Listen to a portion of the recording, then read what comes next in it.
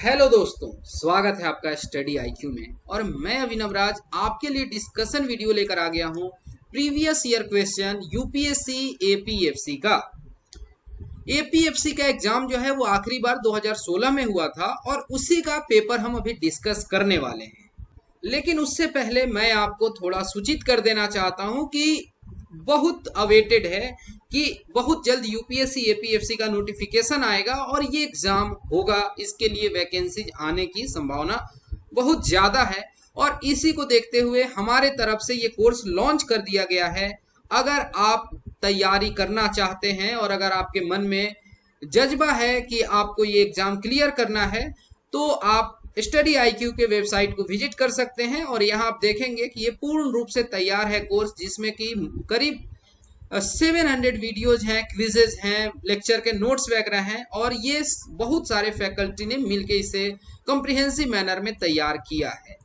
अगर आपके मन में किसी भी तरीके का कोई कंफ्यूजन है इस कोर्स को लेकर तो आप यहाँ चैट सेक्शन में अपनी बात को रख के और उसका पूरा विवरण जो है वो जान सकते हैं। चलिए अब हम स्टार्ट करते हैं डिस्कशन। तो ये रहा क्वेश्चन नंबर 41। यहाँ पर बात की जा रही है कि if the prime minister of India is a member of Rajya Sabha, उस केस में क्या होगा।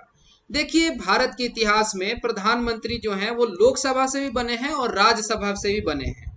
लोकसभा से जो बनते हैं वो कहलाते हैं कि ये डायरेक्ट लोगों के द्वारा चुन के आए हैं, और नहीं तो राज्यसभा तो कहते ही हैं कि ये वृद्ध पार्लियामेंट्रियंस का गेटवे है, वो एंट्री का रास्ता है पार्लियामेंट में।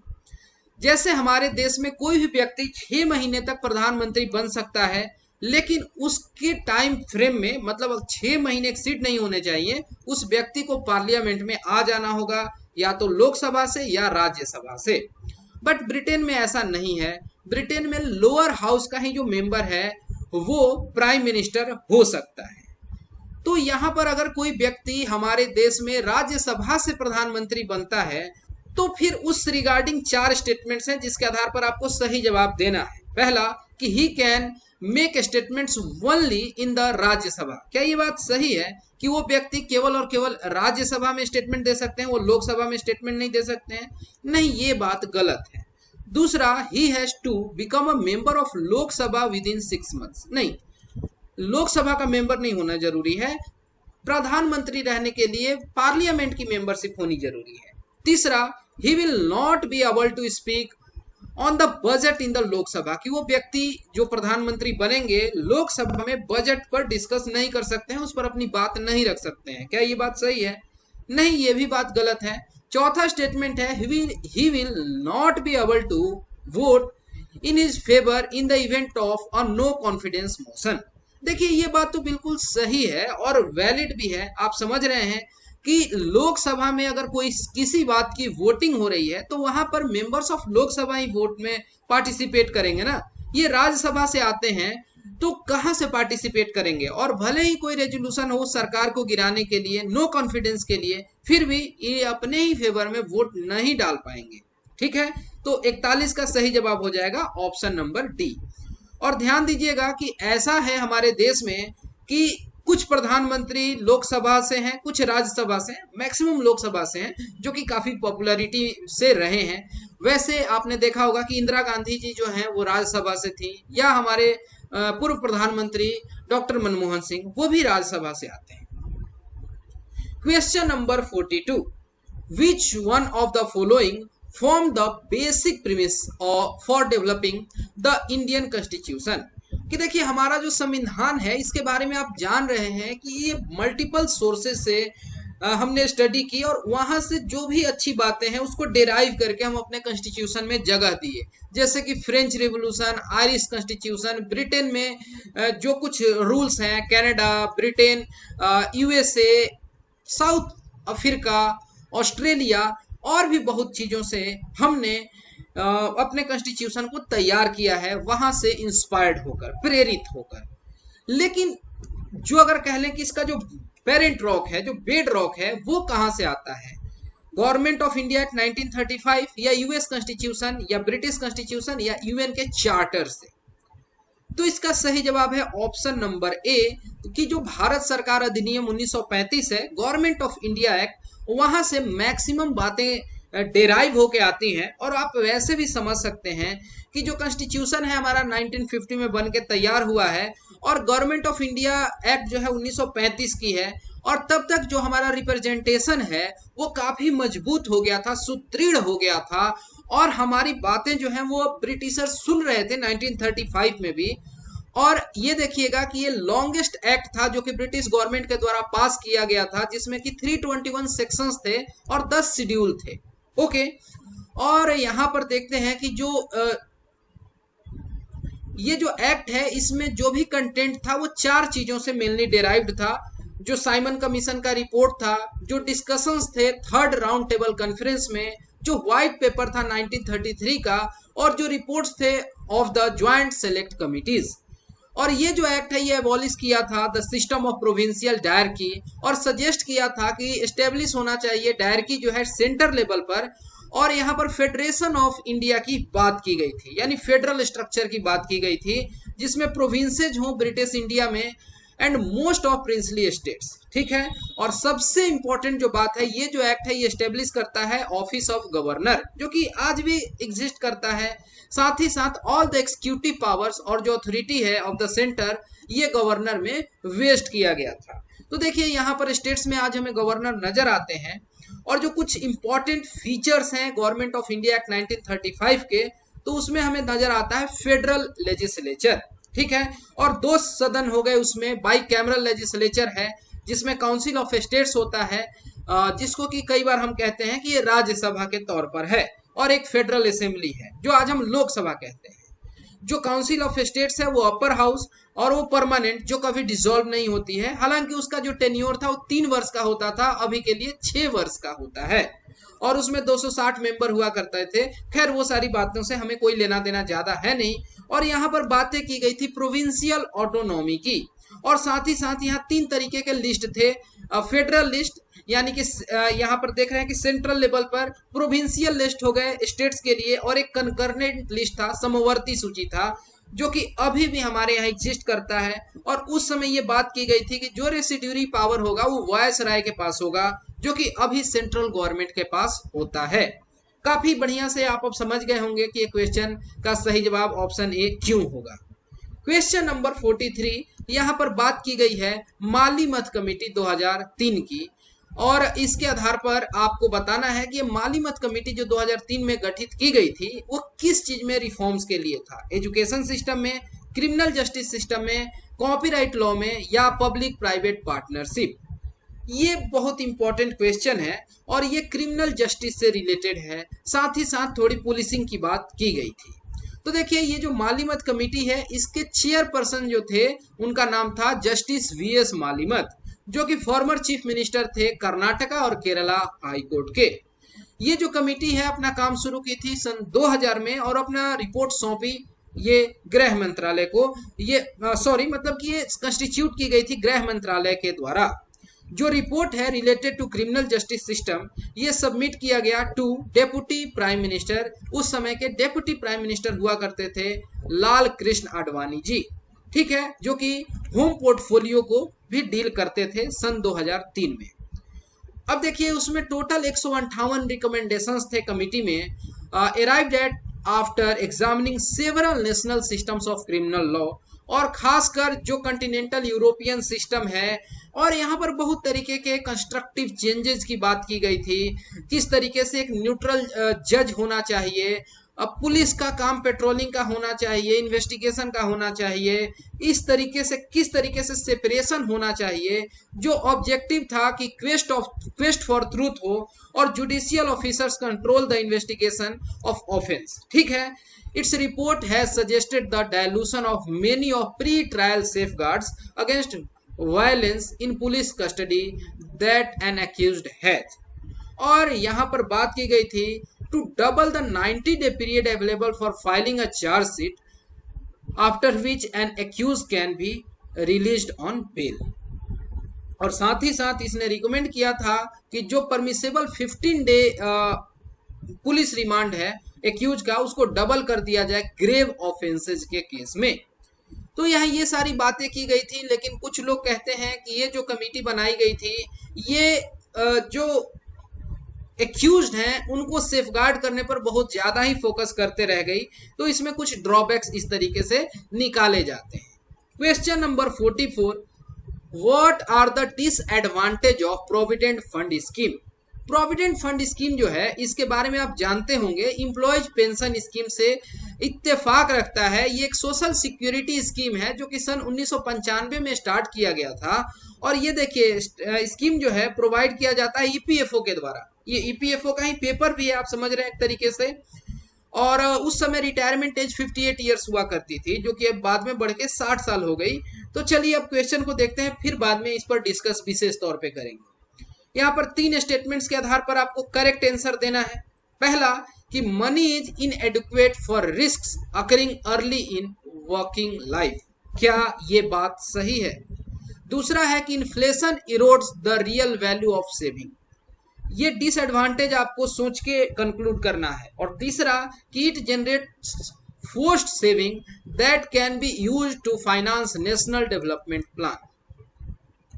तो देखिए यहाँ पर जो तीसरा पॉइंट दिया गया है ये कहीं से भी सही नहीं है, लेकिन पहला और दूसरा सही है।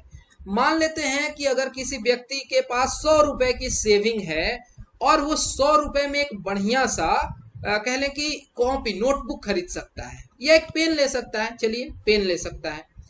बट विथ टाइम अगर इस पर इंटरेस्ट भी मिलता है तो विथ टाइम वो 100 से बढ़ के 105 रुपए हो गए। लेकिन वो महंगाई का दौर था और वो पेन का कीमत जो है वो बढ़ के 120 रुपए हो चुके हैं, इस कलम की कीमत। तो व्यक्ति के पास पैसा तो बढ़ा हुआ दिख रहा है, लेकिन वो 15 रुपए कम पड़ रहे हैं उसको आज के डेट में पेन खरीदने में। यानी कि जो इन्फ्लेशन है वो इरोड कर दिया जो रियल वैल्यू था सेविंग का।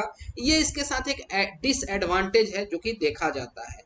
और मनी जो है वो इनएडिक्वेट है for risk occurring early in working life, ये भी एक बात कही जाती है। तो सही जवाब इसका हो जाएगा ऑप्शन नंबर ए। 1 और 2 ओनली आर करेक्ट। ठीक है,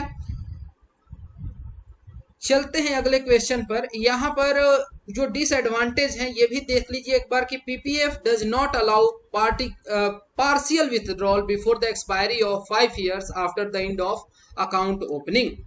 You cannot withdraw from PPF before this period even if you are unemployed or need money for some family emergency. The tenure of the PPF at 15 years is also very long. तो ये सारी इसमें कमियां बताई गई। जो PPF है historically है जो lower interest rate than EPF, ये भी एक समस्या है। और जो PPF है इसके बारे में कहा जा रहा है कि इसका एक फिक्स्ड और over long run can give much lower returns than equity linked instrument, जैसे कि म्यूचुअल फंड हो गया या न्यू पेंशन स्कीम, एनपीएस है नेशनल पेंशन स्कीम, उसके तुलना में। क्वेश्चन नंबर 45, यहाँ पर जेनेटिकली मॉडिफाइड क्रॉप्स जो हैं, जेनेटिकली इंजीनियर्ड क्रॉप्स हैं, उसके रिगार्डिंग आपसे प्लस पॉइंट पूछा जा रहा है कुछ इस तरीके से कि ये तो पेस्ट रेजिस्टेंट होते हैं, इसके अलावा क्या क्या इसमें फायदे समाहित हैं? क्या ये ड्रॉट को झेल पाते हैं? दूसरा कि क्या इंक्रीज करते हैं न्यूट्रिशनल वैल्यू ऑफ प्रोड्यूस? तीसरा स्टेटमेंट कि क्या इनेबल करते हैं to grow and do photosynthesis in spaceship and space stations? और चौथा है कि क्या ये सेल्फ लाइफ बढ़ाते हैं? तो देखिए पहला स्टेटमेंट, दूसरा और चौथा बिल्कुल सही है, लेकिन तीसरा स्टेटमेंट सही नहीं है। चलिए 1 by 1 देखते हैं। इसमें कई तरीके के ड्रॉट रेजिस्टेंस चीजें आपको नजर आती हैं। और जैसे कि जीएम क्रॉप्स हैं जेनेटिकली मॉडिफाइड, इसमें आपको धारा मस्टर्ड जो है डीएमएच हाइब्रिड 11 याद होगा। इसी तरीके से बीटी कॉटन आपको याद आ रहा होगा, बीटी ब्रिंजल जिसको कि परमिशन नहीं मिला, लेकिन बीटी कॉटन को तो परमिशन मिला हुआ है, ये आप जान रहे हैं। न्यूट्रिशनल वैल्यू कैसे बढ़ता है, जैसे कि आपको गोल्डन राइस याद आ रहा होगा जिसमें कि विटामिन ए ऐड किया गया है, ये कहलाता है बायो फोर्टिफिकेशन। ये एक अच्छा पहलू है और ये सेल्फ लाइफ भी बढ़ाता है। तो करेक्ट आंसर होना चाहिए इसका ऑप्शन नंबर सी 1, 2 और 4 ओनली।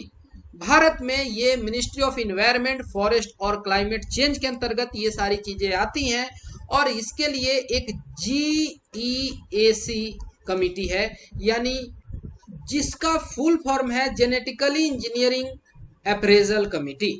ओके, अब यहाँ पर एडवांटेज जो है जेनेटिकली मॉडिफाइड क्रॉप्स के लिए, और आप देख सकते हैं कि यहाँ पर कुछ डिसएडवांटेजेस भी हैं। हर एक चीज जो आता है उसके साथ कुछ एडवांटेज और डिसएडवांटेज होते हैं। अब हमारे लिए इंपॉर्टेंट होता है कि उसका सही इवेल्युएशन करें और इसके बाद ही उस चीज को हम प्रैक्टिस में ले आ सकें हमारे यूज के लिए। क्वेश्चन नंबर 46 यहाँ पर आपसे कहा जा रहा है कंसीडर द फॉलोइंग आइटम्स, और इसके बाद आपको बताना है कि इसमें से कौन कौन से हैं वो जीएनपी में शामिल होते हैं, यानी ग्रॉस नेशनल प्रोडक्ट। अब यहां पर देख लीजिए, पहला है consumer goods and services, gross private domestic investment, goods and services produced by government, और चौथा है नेट इनकम फ्रॉम अब्रॉड। क्या आपको लगता है इसमें कौन कौन सा शामिल किया जाता है? इसमें सारा का सारा जो ये दिया गया है सारा ही शामिल किया जाता है। तो 46 का करेक्ट आंसर हो जाएगा ऑप्शन नंबर डी। ओके, देखिए यहां पर जो जीएनपी है उसका फॉर्मूला है consumption plus investment plus government plus ये एक्सपोर्ट और इंपोर्ट का कैलकुलेशन, यानी कि ये प्लस भी हो सकता है और माइनस भी हो सकता है। नेट एक्सपोर्ट और नेट इंपोर्ट से जो हमारा कैलकुलेशन निकल के आता है, शॉर्ट में इसको हम सिग्जिम फॉर्मूला भी कहते हैं। ओके, तो यहां पर ये सब कुछ है और इसमें से जो माइनस कर देते हैं net income earned bye foreign residents from domestic investments, तो हम उसको माइनस करते हैं। और नेट इनकम क्यों कह रहे हैं? क्योंकि हमारे लोग जो विदेश में हैं और वहां से जो पैसा आ रहा है उसका भी हम इवेल्युएशन करते हैं, वो तो अपने में शामिल करते हैं। तो जीएनपी इस तरीके से हम कैलकुलेट करते हैं। और जो जीडीपी कैलकुलेट करने के 3 मेथड्स हैं, इससे भी हम जीएनपी तक पहुंच सकते हैं। अब ये जो 3 मेथड हैं, एक तो जानते हैं कि वैल्यू एडेड अप्रोच है, जीवीए मेथड कहते हैं, एक है इनकम अप्रोच और एक है एक्सपेंडिचर अप्रोच। ठीक है, ये 3 मेथड बहुत इंपॉर्टेंट है, इस पर भी आपसे सवाल कई तरीके से पूछे जा सकते हैं।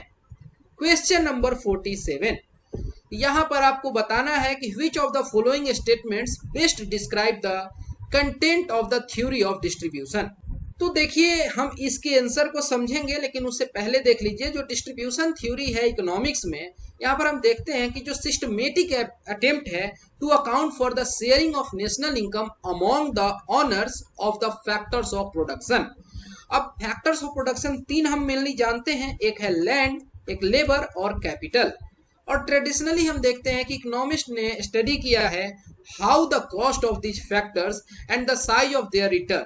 अब देखिए, लैंड के बदले क्या मिलता है? रेंट। लेबर के बदले वेज यानी पगार भत्ता, और कैपिटल के बदले हमें डिविडेंड या प्रॉफिट मिलता है। ओके, तो ये डिस्ट्रीब्यूशन है। अब आप इसके आधार पे बता पाएंगे कि सही जवाब है option number D, the distribution of income between the owner of factor resources, यानी कि जो फैक्टर्स ऑफ प्रोडक्शन है, लैंड, लेबर और कैपिटल, इनके बीच जो डिस्ट्रीब्यूशन होता है। किसी भी इकोनॉमी को रन करने के लिए ये तीनों फैक्टर्स का होना बहुत एसेंशियल है। Question number 48, the demand for a factor of production is said to be derived demand. क्यों ऐसा कहते हैं? और यहाँ पर 4 स्टेटमेंट्स के आधार पर आपको सही जवाब बताना है। पहला कि it is a function of profitability of an enterprise. दूसरा, it depends on the supply of contemporary factors. तीसरा है कि it steps from the demand for the final product. और चौथा है it arises out of means being scarce in relation to want. अब इसके आधार पर आप क्या सही जवाब दे पाएंगे कि जो डिमांड है for a factor of production, ये कहेंगे कि ये डिराइव्ड डिमांड है। क्यों ऐसा कहते हैं? क्योंकि it stems from the demand for the final product. तो सही जवाब इसका हो जाएगा ऑप्शन नंबर बी। बाकी जो यहाँ पर स्टेटमेंट्स दिए गए हैं वो कंप्लाई नहीं करते हैं। ठीक है, अगले सवाल पे चलते हैं। क्वेश्चन नंबर 49, यहाँ पर कहा जा रहा है कि whenever countries set up free trade agreement, जिसको शॉर्ट में हम एफटीए के नाम से भी जानते हैं, they abolish all restrictions on trade among themselves and, मतलब कि अगर देशों के बीच में फ्री ट्रेड अग्रीमेंट होता है तो वो सारे रिस्ट्रिक्शंस तो हटा ही देते हैं, इसके साथ क्या करते हैं? क्या वो एस्टेब्लिश करते हैं कि common external tariff on imports from outside countries? क्या वो एबॉलिश करते हैं सारे restrictions on imports from outside country? क्या वो एबॉलिश करते हैं सारे restrictions on import from other free trade area? या हर एक कंट्री मेंटेन करती है अपनी set of tariff and Kota's for on imports from outside country. तो देखिए, अगर कहीं पर ये डील हो जाता है फ्री ट्रेड अग्रीमेंट का, तो उन देशों को छोड़ के बाकी कंट्रीज को वो एक तरीके से सिमिलरली ट्रीट करते हैं। और हम यहाँ देखते हैं कि एक तरीके का कॉमन एक्सटर्नल टैरिफ लगाते हैं जो भी चीजें आ रही हैं आउटसाइड कंट्रीज से। ठीक है, यही सही है, बाकी कोई भी स्टेटमेंट है उसका कोई सेंस नहीं है। ये फंडामेंटल है फ्री ट्रेड अग्रीमेंट का। तो 49 का सही जवाब ऑप्शन नंबर ए। अब फ्री ट्रेड अग्रीमेंट जो है वो एक ऐसा क्षेत्र होता है, एक ऐसा रीजन होता है जिसमें कि ग्रुप ऑफ कंट्री जो हैं वो साइन करते हैं कि हमारे बीच जो ट्रेड होगा इस पर हम टैक्स नहीं ले रहे हैं, फ्री कर रहे हैं ट्रेड, और मेंटेन करते हैं लिटिल और नो बैरियर्स। ठीक है, to trade in the form of tariff या कोटा बिटवीन ईच अदर। जो फ्री ट्रेड एरिया है ये फैसिलिटेट करता है इंटरनेशनल ट्रेड को, और एसोसिएटेड गेन जो होते हैं from trade along with international division of labour and specialisation. अब किसी खास देश में किसी खास तरीके के एक्सपर्टीज हैं, उसका एडवांटेज सामने वाले देश को डायरेक्टली मिलता है। लेकिन फ्री ट्रेड एरिया जो होते हैं इनको कई बार क्रिटिसाइज किया जाता है कॉस्ट के लिए भी, that they are associated with increasing economic integration, और आर्टिफिशियली जो ये रिस्ट्रेन करते हैं फ्री ट्रेड्स को, इस वजह से भी। क्वेश्चन नंबर 50, यहां पर 4 स्टेटमेंट्स आपको नजर आ रहे हैं। कहा जा रहा है कि which of the following are the functions of FIPB यानी फॉरेन इन्वेस्टमेंट प्रमोशन बोर्ड। ये आज के समय में इतिहास हो गया जो कि एग्जिस्ट नहीं करता है। ठीक है, हम क्या देखते हैं कि हमारे पास इन्वेस्टमेंट के लिए डिपार्टमेंट ऑफ इन्वेस्टमेंट और इंडस्ट्रियल पॉलिसी है, DIPP कहते हैं। आपको ये बात बहुत अच्छे से समझ आनी चाहिए कि ये जो चीज है ये अबॉलिश हो चुका है। ये board individual departments of the government have authorised to clear FDI proposals in consultation with DIPP, which also issue the standard operating procedure for processing applications। और ये बॉडी जो थी उसका क्या रोल था कि वो क्विकली अप्रूव करे FDI वगैरह को, रिव्यू करे FDI के पॉलिसीज को, इनकरेज करे FDI को। यानी आप समझ रहे हैं कि फॉरेन डायरेक्ट इन्वेस्टमेंट को ज्यादा से ज्यादा हमारे देश में लाने के लिए। तो ये फंक्शन पूछा जा रहा है यहाँ पे, और कहा जा रहा है कि to ensure expeditious clearance of the proposals for foreign investment. क्या ये सही है? To review periodically the implementation of proposals cleared by board. तीसरा है to undertake all other activities for promoting and facilitating FDI as considered necessary from time to time. और चौथा statement है to interact with FIPC being constituted separately by the Ministry of Industry। इसमें कौन सा statement सही है और कौन सा गलत?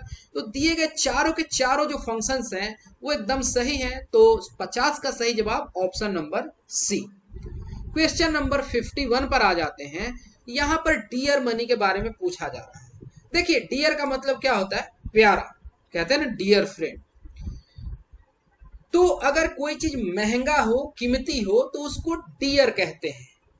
और डियर मनी का मतलब हो गया, मतलब कि यहां पर रेट ऑफ इंटरेस्ट जो है वो काफी हाई है, इस सिनेरियो में डियर मनी कहते हैं। ये वन लाइनर क्वेश्चन है।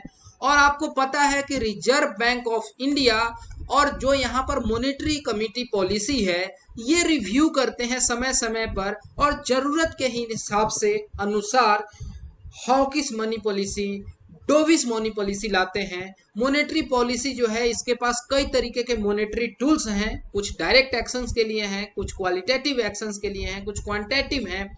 जैसे कि आप देखते हैं कि यहाँ पर रिपो रेट है, रिवर्स रिपो रेट है, बैंक रेट हो गया, यहाँ पर हम देखते हैं marginal standing facility, open market operations. तो ये सारे उसी के कंपोनेंट्स हैं ताकि हमारे सिस्टम में लिक्विडिटी को मेंटेन किया जा सके। Dear money refers to money that is hard to obtain, that is by borrowing. क्यों? क्योंकि उस समय इंटरेस्ट रेट काफी हाई है। This is because people prefer to save when interest rates are high and to spend और borrow when interest rate are less. Put differently, the cost of money becomes more expensive। Question number 52, यहां पर आप देख पा रहे हैं कि एक क्वेश्चन दिया गया है, मैथ्स का कैलकुलेशन है। Consider 0 and 1 as the first two numbers, the next that is the third number is constructed by the sum of 0 and 1, यानी इस तरीके से बना, पहला 0 है, दूसरा 1 है, और फिर तीसरा जो नंबर बना दोनों को जोड़ के बना तो 1 बना। This process of constructing the next number by the sum of the last two constructed numbers continues. Taking these numbers 0, 1 and 1 as the first, second and third in the sequence, what will be the 7th and 10th? तो ये आसान है आपके लिए। फिर इसके बाद क्या आएगा, 2 आएगा, फिर यहाँ पर ये दोनों को जोड़ देंगे तो 3, 3 2 जोड़ेंगे तो 5, फिर 8, 8 5 13, ऐसे लिख दे रहे हैं। 13 8 कितना होगा, 21 होगा, 21 के बाद कितना होगा तो 34 होगा, यानी first, second, third, fourth, fifth, six, seven, ये 7th नंबर हो गया। 8 9 10th, ये 10th है। यहाँ पर 7th और 10th पूछा गया था तो 8 और 34 होना चाहिए। आप आसानी से बता देंगे कि 52 का सही जवाब ऑप्शन नंबर सी है। क्वेश्चन नंबर 53, यहाँ पर रंगराजन कमेटी जो बैठाई गई थी, जो बनाई गई थी on disinvestment of shares in public sector enterprises, वो क्या सजेशन दी थी, उसके आधार पर 2 स्टेटमेंट्स हैं और फिर आपको सही जवाब देना है। डिसइन्वेस्टमेंट का आप मतलब समझते हैं विनिवेश, यानी कि गवर्नमेंट किसी पब्लिक सेक्टर से अपना पैसा जो है निकाल रही है और वहां मौका दे रही है कि कोई प्राइवेट प्लेयर इन्वेस्ट करे। तो ये जो पैसा गवर्नमेंट निकाल रही है ये कहलाता है विनिवेश। अगर हम कहीं कैपिटल लगा रहे हैं, इन्वेस्ट कर रहे हैं, हम मतलब गवर्नमेंट, तो कहलाता है कि ये इन्वेस्टमेंट है, पैसा खींच रहे हैं तो वो डिसइन्वेस्टमेंट है। इसी के लिए रंगराजन कमेटी बनाई गई थी कि किसी भी सेक्टर में कितना हद तक प्राइवेट प्लेयर्स को एंट्री दिया जाए, मौका दिया जाए। यहाँ पर पहला रिकमेंडेशन कहा जा रहा है कि जो परसेंटेज हो इक्विटी का to be divested should be no more than 49% for industries जो कि explicitly reserved है पब्लिक सेक्टर के लिए, and it should either be 74% और 100% for others। जी बिल्कुल, ये बात सही है, ये उन्होंने कहा था। और जो दूसरा स्टेटमेंट है कि year wise targets of disinvestment should be maintain, क्या ये रिकमेंडेशन सही है? तो नहीं, ये दूसरा स्टेटमेंट सही नहीं बैठ रहा है, पहला बिल्कुल सही है। तो 53 का सही जवाब है option number A, 1 only is correct. चलिए विशेष देख लेते हैं कि वर्ष 1993 में रंगराजन कमेटी के रिकमेंडेशंस थे डिस इन्वेस्टमेंट को लेके कि 49% होना चाहिए पब्लिक सेक्टर इंटरप्राइजेज में इक्विटी फॉर इंडस्ट्री, जो कि एक्सप्लिसिटली रिजर्व्ड है पब्लिक सेक्टर के लिए, और बाकी में 74 हो सकता है, जरूरत हिसाब से 100 भी हो सकता है। But the then government did not take any decision on committee's recommendation. हालांकि अभी जो सिचुएशन है यहाँ पर हम देखते हैं कि प्रेजेंट रेजिम में कई तरीके के डिसइन्वेस्टमेंट्स होते हैं, और यहाँ पर भारत सरकार के द्वारा अभी लॉन्च किया गया है नेशनल मोनेटाइजेशन पाइपलाइन। अब ये जो नेशनल मोनेटाइजेशन पाइपलाइन है ये एस्टिमेट करता है aggregate monetisation potential of 6 lakh crore through core asset of central government over a 4-year period, और ये 2022 से 2025 के लिए है, और प्लान है in line with prime ministers strategic disinvestment. अब ये देख पा रहे हैं कि सामरिक जो विनिवेश पॉलिसी है उसके अंतर्गत ही ये आई हुई है, ये भी आपको मालूम होना चाहिए। Under this the government will retain presence in only a few identified area with the rest tapping the private sector. समझ गए नेशनल मोनेटाइजेशन पाइपलाइन का क्या मकसद है? ओके, अब अगले सवाल पे चलते हैं। ये कुछ बातें हैं उससे रिलेटेड जिसको आप पढ़ सकते हैं। Question number 54, the parliament can make any law for whole और any part of India for implementing international treaties. देखिए क्या है कि कई सारे जो हमारे सब्जेक्ट्स हैं वो 7th शेड्यूल के हिसाब से सेंट्रल लिस्ट में है, कुछ स्टेट लिस्ट में है और कुछ कंकरेंट लिस्ट में है। तो सेंट्रल लिस्ट और कंकरेंट लिस्ट वाले में नियम बनाने में, लॉ बनाने में केंद्र सरकार को तो कुछ सोचना नहीं है, लेकिन स्टेट लिस्ट की चीजों में 2 ही 3 सिचुएशंस हैं जहां पर कि पार्लियामेंट नियम कानून बना सकती है। पहला क्या है कि अगर वहां पर राष्ट्रपति शासन लगा हुआ है, या ये हो सकता है कि जब 2 या 2 से अधिक राज्य रिक्वेस्ट करें पार्लियामेंट से कि उनके लिए कुछ लॉ बनाया जाए कॉमन। तीसरा वो सिचुएशन है जब राज्यसभा एक रेजोल्यूशन पास कर दे और कहे कि नहीं, इन राज्यों के लिए या इस राज्य के लिए हमें कानून बनाना चाहिए, तो उस सिचुएशन में पार्लियामेंट कानून बना सकती है। लेकिन एक उसी में की बात हो गई है कि यहाँ पर अगर इंटरनेशनल ट्रीटी है कोई, उसको अगर हमें क्रियान्वित करना है तो यहाँ पर इस तरीके के डिसीजंस लेने होते हैं और यहाँ पर राज्यों के किसी भी तरीके के कंसेंट की जरूरत नहीं होती है। तो 54 का सही जवाब ऑप्शन नंबर डी।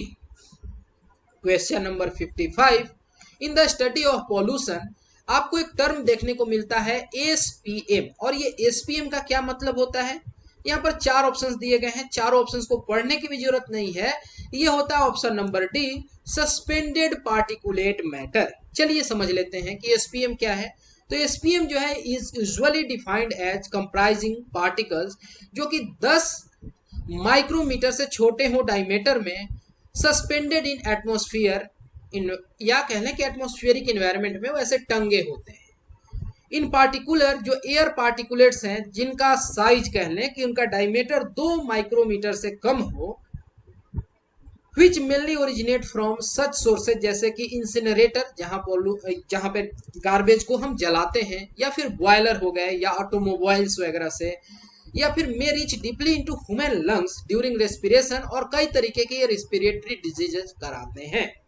जो सस्पेंडेड पार्टिकुलेट मैटर्स हैं can be also produced by photochemical reactions of gaseous substances in atmosphere. Okay.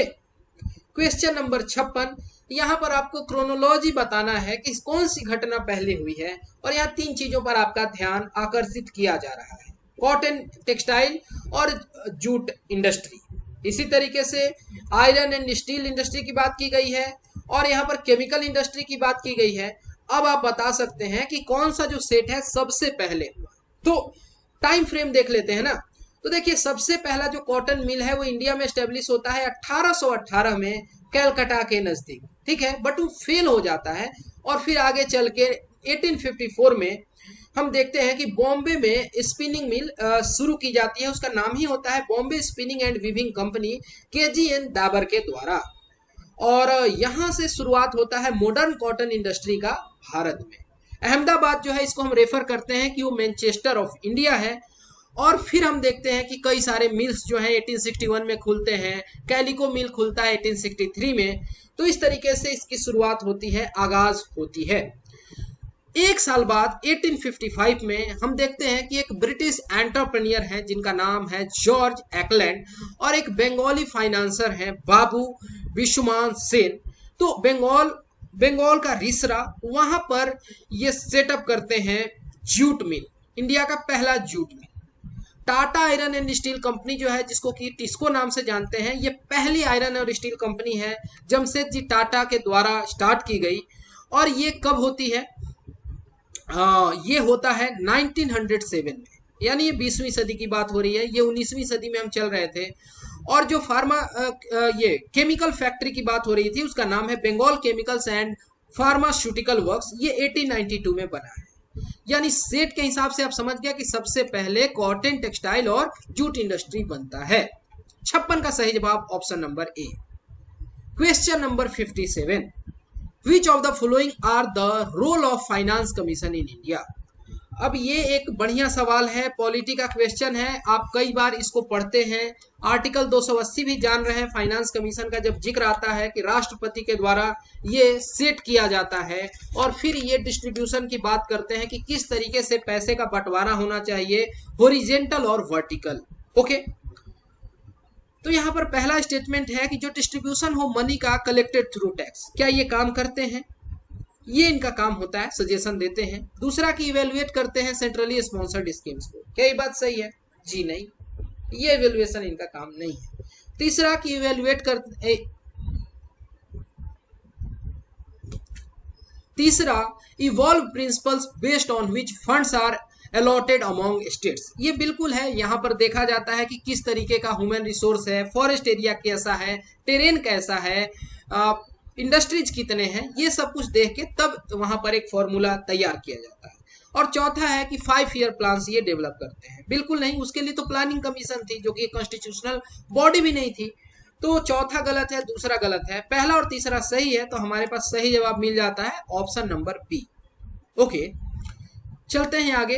और उसके पहले ये देख लेते हैं कि ड्यूटी क्या है कमीशन की, यानी फाइनेंस कमीशन की, और वो किस तरीके के रिकमेंडेशंस देता है। तो देखिए पंचायत का भी जिक्र अगर आए तो पंचायत के बारे में ही बताते हैं कि स्टेट्स जो है उनको किस तरीके से पैसे पंचायत को देना चाहिए। हो सकता है कुछ लोगों को लगे कि ये तो स्टेट फाइनेंस कमीशन देखती होगी, लेकिन नहीं, इसके रिकमेंडेशन जो है वो फाइनेंस कमीशन के द्वारा ही दिए जाते हैं।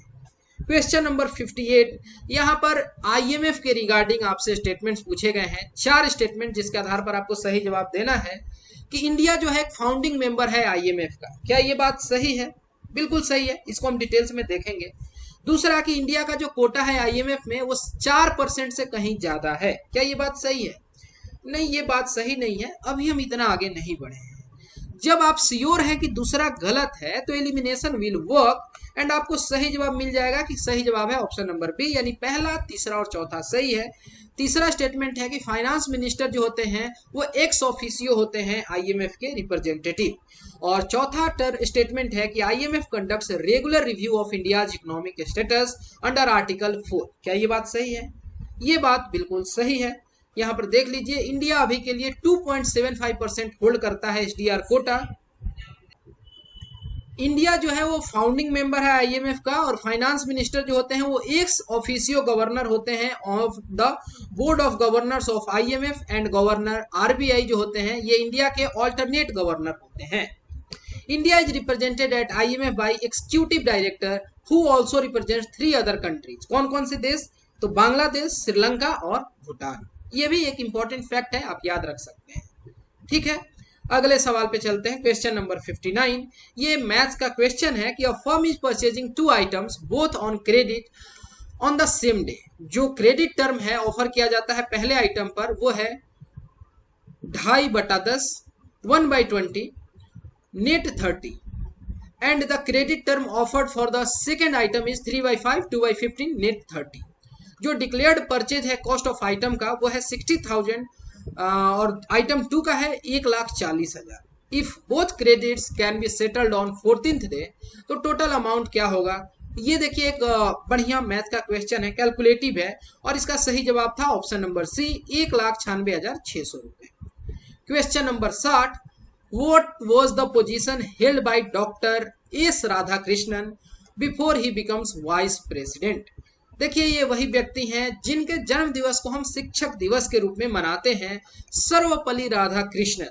तो जब ये वाइस प्रेसिडेंट बने हैं उससे पहले ये किस पोस्ट पर थे? तो ये सोवियत यूनियन के एम्बेसडर थे, यानी उस समय जो फॉर्मर यूएसएसआर था वहां पर हमारे देश के राजदूत के तौर पर ये वहां पर कार्यरत थे। बाद में वो वाइस प्रेसिडेंट बनते हैं, पहले वाइस प्रेसिडेंट और सेकंड प्रेसिडेंट भी बनते हैं। 60 का सही जवाब option number D. Question number 61, maths का क्वेश्चन, एवरेज सवाल है, और यहाँ पर एवरेज निकालना भी है कि यहाँ पर 20 गर्ल्स और 30 बॉयज हैं क्लास में, ये बता दिया गया, और उनके रेस्पेक्टिव एवरेज मार्क्स जो हैं वो रहे 55 एंड 58। तो एवरेज मार्क्स इंटायर क्लास का क्या रहा? तो ये सिंपल कैलकुलेशन है कि 55 गुने 20, 58 गुने 30 करके दोनों को जोड़ के और फिर 50 से भाग दे दें तो सही जवाब आपको मिल जाएगा 56.8। क्वेश्चन नंबर 62, यहां पर आपको 3 पॉइंट्स को कंसीडर करना है।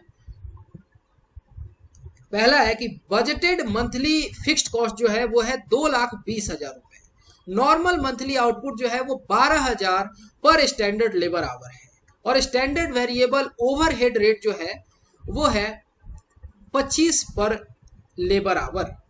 तो टोटल फैक्ट्री का ओवरहेड रेट क्या होगा? अब ये सारे कैलकुलेशन जो हैं वो ईपीएफओ का, अगर आप एग्जाम का तैयारी कर रहे हैं तो इस तरीके की चीजों पर थोड़ा आपको लेबर लॉ वगैरह से इस तरीके के कैलकुलेटिव क्वेश्चंस पूछ लिए जाते हैं। हालांकि ये तो सिंपल मैथ से क्वेश्चन है, और इसका सही जवाब है ऑप्शन नंबर डी, 43.33 पर लेबर आवर।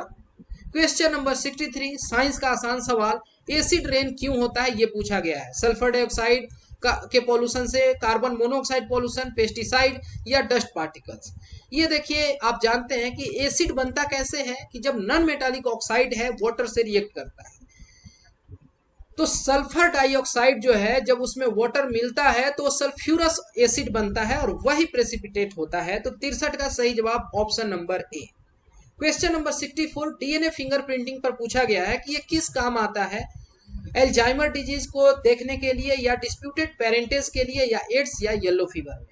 तो ये डीएनए जो है ये एक जेनेटिक मटेरियल है जो कि पीढ़ी दर पीढ़ी क्रॉस होता है, पास होता है। उसका आपने स्ट्रक्चर देखा होगा, इससे स्ट्रैंडेड स्ट्रक्चर होता है और उसमें पूरा जेनेटिक इंफॉर्मेशन होता है। तो डिस्प्यूटेड पेरेंटेज का पता लगाने के लिए डीएनए फिंगरप्रिंटिंग टेक्निक का यूज किया जाता है और इसको यूज किया जाता है एविडेंस के तौर पे भी in court to identify bodies. अगर कहीं कोई रैंडम डेड बॉडी मिलती है उसका ही पता लगाया जाए, ब्लड रिलेशन पता किया जाता है और कई सारी पर्सनलाइज्ड दवाइयों को बनाने में मदद ली जाती है। ठीक है, और भी कुछ यूजेज हैं इसके, आप इसको देख सकते हैं। क्वेश्चन नंबर 65 है, मैथ्स का क्वेश्चन है, प्रोबेबिलिटी का क्वेश्चन है और मैं सीधे इसका आंसर बताते हुए आगे बढ़ता हूं। 65 नंबर क्वेश्चन का सही जवाब है option number 8। Okay, question number 66, यहाँ पर आपको 4 प्रोग्राम्स दिए गए हैं। इसके आधार पर आपको बताना है कि इन चारों के चारों प्रोग्राम्स में कौन सी बात कॉमन है। Credit linked capital subsidy scheme, micro finance programme, national manufacturing competitiveness programme और क्लस्टर डेवलपमेंट प्रोग्राम। ये तो थोड़ा पुराना क्वेश्चन है, बट आप कुछ समय से अगर तैयारी में हैं तो ये आपके लिए बताना कठिन नहीं है। ये सारे के सारे जो प्रोग्राम्स हैं वो माइक्रो, स्मॉल और मीडियम इंटरप्राइजेस से रिलेटेड हैं। हालांकि जो नई सरकार आई वहां पर कई तरीके के स्कीम्स में चेंजेस किए गए। एमएसएमई के लिए आप मुद्रा स्कीम वगैरह पढ़ रहे हैं। तो 66 का सही जवाब है option number B. Question number 67, spam पूछा जा रहा है कि स्पैम क्या होता है। कई बार आपको न्यूज में सुनने के लिए मिलता है या आपके भी ईमेल आईडी में एक अलग सा सेक्शन ही दिखता है स्पैम का। कई बार रैंडम मैसेजेज आते रहते हैं जिसको कहते हैं कि ये स्पैम है। ये मैसेज होते हैं जो कि डिस्ट्रीब्यूट किए जाते हैं इनडिस्क्रिमिनेटली, सबके नंबर पर जल्दी जल्दी। कई तरीके के प्रमोशनल ऑफर्स होते हैं, कुछ फर्जी मैसेज होते हैं। स्पैम वगैरह से हमें बच के रहना चाहिए। ध्यान दीजिएगा, ये 2016 वगैरह में शायद इतने पॉपुलर टर्म्स नहीं थे, तभी तो ये यूपीएससी एग्जाम में पूछी है। आज क्या आपको लगता है ये पूछा जा सकता है? तो खास तौर पर ये कमर्शियल मैसेज होते हैं, जैसे कि ईमेल हो गए, टेक्स्ट मैसेजेज हो गए या इंटरनेट पर पोस्टिंग हो गई, जो कि भेजी जाती है to a large number of recipients और posted in large number of places. Question number 68 maths का क्वेश्चन है और इसका सही जवाब था ऑप्शन नंबर सी, 3 मीटर।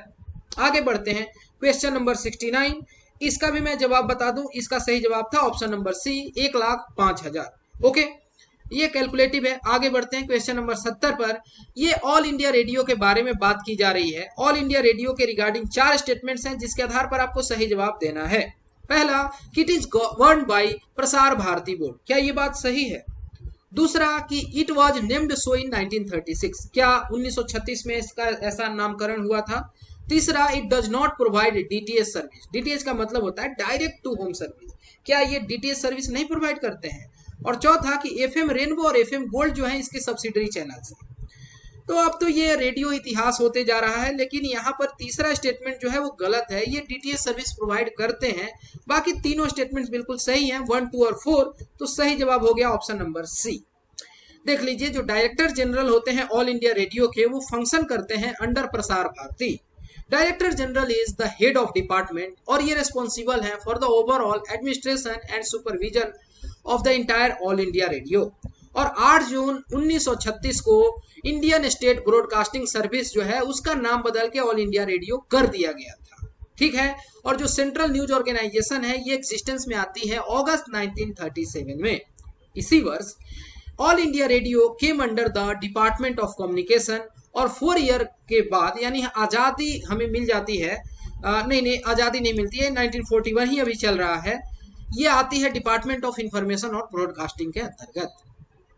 क्वेश्चन नंबर 71, जो फेमस गिरी अप्रोच है इंडस्ट्रियल रिलेशंस का in India spouses the cause of, ये गिरी क्या है? तो ये वीवी गिरी जी के नाम से गिरी वर्ड लिया गया है। ये किस चीज के लिए है आपसे पूछा जा रहा है? तो ये कंपल्सरी कलेक्टिव बार्गेनिंग के संदर्भ में यूज हुआ है। 71 का सही जवाब ऑप्शन नंबर बी। जो कुछ मेजर अप्रोचेज हैं टू एम्प्लॉयर एम्प्लॉय रिलेशंस, जिसको कि इंडस्ट्रियल रिलेशन कहते हैं, इसमें psychological approach, sociological approach, human relations approach, Giri approach और गांधीयन अप्रोच फेमस है। तो यही गिरी अप्रोच की बात की गई थी। ओके। और ये श्री वीवी गिरी जी के द्वारा है, जो कि हमारे राष्ट्रपति भी रह चुके हैं। और collective bargainings and mutual negotiations between the management and labour should be used to settle industrial disputes, यही इनका कहना था। और पूरी ये बात है, आप इसको पढ़ सकते हैं पॉज करके। क्वेश्चन नंबर 72 मैथ्स का क्वेश्चन है। इसका सही जवाब है ऑप्शन नंबर सी 10। और ये क्या है कि in a race first 4 winners are to be awarded points. Each winner's point must be 5 more than that of next position winner. जो टोटल सम है पॉइंट्स का वो 50 है, तो थर्ड रैंक लाने वाले का क्या स्कोर है। ठीक है, ये x प्लस ऐसे कैलकुलेट करके आप जोड़ लें। क्वेश्चन नंबर 73 यहाँ पर FDI इनफ्लो के रिगार्डिंग आपसे 3 स्टेटमेंट्स देकर सही जवाब पूछा जा रहा है कि वर्ष 2003-4 में जो FDI इक्विटी इनफ्लो परसेंटेज है उसका जो ग्रोथ है वो निगेटिव था। क्या ये बात सही है? वर्ष 4-5 से लेकर 7-8 के बीच में जो FDI इनफ्लो है वो बहुत हाई था और पॉजिटिव था। क्या उस समय FDI हमारे देश में फॉरेन डायरेक्ट इन्वेस्टमेंट बढ़ा था? और तीसरा कि वर्ष 8-9 आप जब जानते हैं कि वैश्विक मंदी आ गई है, जो FDI इनफ्लो है वो पॉजिटिव था but has discarded relative to the previous year. क्या ये बात सही है? तो ऐसे क्वेश्चंस कई बार पूछ लिए जाते हैं, हो सकता है इसके बारे में आपको बेहतर आइडिया हो, नहीं भी हो सकता है। इसका सही जवाब है ऑप्शन नंबर बी, तीनों के तीनों स्टेटमेंट सही हैं। और ऐसे सवाल पूछे जा रहे हैं ताकि आपको लिबरलाइजेशन, प्राइवेटाइजेशन, इंडस्ट्रियलाइजेशन के बाद के इंडिया के बारे में अच्छी खासी इंफॉर्मेशन हो, आपको अप्स एंड डाउन्स का मालूम हो, किस तरीके से हमारे पॉलिसी फ्रेम हुए हैं, सब कुछ आपको आइडिया लगे इसके लिए। Question number 74 in raising an object to a given height by means of an inclined plane as compared with raising the object vertically, there is a reduction in। मतलब आपसे पूछा गया है कि एक ऑब्जेक्ट है उसको रेज किया जा रहा है किसी हाइट पर और इसके लिए यूज किया जा रहा है इंक्लाइंड प्लेन। ठीक है, और अगर हम तुलना करें उसी ऑब्जेक्ट को ऐसे वर्टिकली उठाने से, या तो आप ऐसे उठा लें या फिर ऐसे कर लें, तो यहाँ पर इंक्लाइंड प्लेन और वर्टिकल के कंपेयर में हम क्या देखते हैं कि किस चीज में कमी नजर आती है। फोर्स जो लगाया गया, या वर्क जो रिक्वायर्ड है, या डिस्टेंस कवर्ड, या फ्रिक्शन फोर्स। तो देखते हैं कि जो हमें फोर्स लगाना पड़ा वर्टिकली उठाने में और यहाँ पर जो इंक्लाइंड प्लेन पर है इसमें चेंजेज नजर आ रहे हैं। यहाँ पर फोर्स जो है वो कम लगेगा स्लैंट प्लेन पर। ठीक है, सिंपल मशीन का ये एक सिंपल सा एग्जाम्पल भी है। 74 का सही जवाब ऑप्शन नंबर ए। रैंप वगैरह इसके बेस्ट एग्जाम्पल्स हो सकते हैं। क्वेश्चन नंबर 75 ये स्टैंडर्ड डेविएशन से सवाल है। मीन और standard deviation of a set of 16 non zero positive numbers is an observation, मतलब ये है 26 और 3.5 रेस्पेक्टिवली, इस तरीके से। चलिए मैं इसका आंसर बता दूं कि इसका आंसर है 27.8 और 3.21। आगे बढ़ते हैं क्वेश्चन नंबर 76 पर। यहाँ पर सिनुसॉइडल ट्रांसवर्स वेव्स के बारे में पूछा जा रहा है कि एक सिनुसॉइडल ट्रांसवर्स वेव जो है ये ट्रेवल कर रहा है एक स्ट्रिंग पर, स्ट्रिंग पतली सी है। Any point on the string moves in, किस तरीके का वहां पर आपको मूवमेंट देखने को मिलेगा। तो यहाँ पर सिंपल हार्मोनिक मोशन का कंसेप्ट है कि SHM जो है with the same angular frequency as that of the wave. हो सकता है कि बहुतों के लिए ये पूरा का पूरा जो क्वेश्चन हो टफ हो, जो कि साइंस बैकग्राउंड से नहीं आते हैं या 10th के बाद उन्होंने साइंस को ऑप्ट नहीं किया है, तो SHM वगैरह के कंसेप्ट उनके लिए टफ हो सकते हैं। खैर सारे क्वेश्चंस आपको नहीं अटेम्प्ट करने होते हैं, कुछ जरूरत अनुसार स्किप भी किया जा सकता है। Question number 77. The devices that work with computer systems as soon as they are connected are described as, कि ऐसे डिवाइस जैसे कंप्यूटर में कनेक्ट करते हैं वो काम करने लगे। जैसे कि कंप्यूटर में मैंने अपने माउस का USB माउस ऐसे लगाया और वो काम करने लगा, ऐसे चीजों को क्या कहते हैं? या पेन ड्राइव लगाए काम करना शुरू कर दिया, ऐसे चीजों को प्लग एंड प्ले कहते हैं। ये सिंपल सा क्वेश्चन था। क्वेश्चन नंबर 78 कंप्यूटर से ही सवाल है। Which one of the following software applications would be the most appropriate for performing numerical and statistical calculations. क्या यूज करते हैं इसके लिए?